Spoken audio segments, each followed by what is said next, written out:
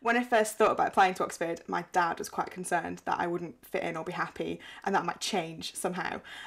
So he brought me down to an open day at St Hilda's and changed his mind completely, because he was sat on this lovely park bench in the middle of these fantastic gardens looking over the river at the spires, and people kept bringing him tea and donuts, and he could just see me wandering around looking really happy with a bunch of girls.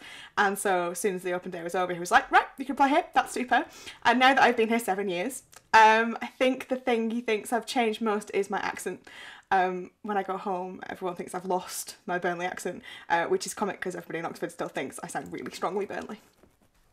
I think that one of the hardest things about writing my DPhil is that I'm in such a little specialist field. My parents don't get it, my housemate doesn't care. Even my supervisor doesn't understand all of it because he's working on Marx and utopian socialism, and I'm working on Mill and utopian socialism, so we have this big crossover in the middle but not the like specialist knowledge on either side. And I was writing all this stuff for him and he was giving me really detailed feedback, but neither of us were sure that the big picture was coming out right. And then I went to a conference to give a paper in Berkeley, which was funded by the HRC. It was fantastic to go. It was the Utilitarian Studies conference, so everybody who works in my field was there, people whose stuff I'd read and really admired, and they all gave me lovely feedback on my paper and all said I was right and this was great work, and somebody offered to publish it, and I was suddenly like, oh okay, maybe it's okay, maybe I can do this. So yeah, that was a good moment.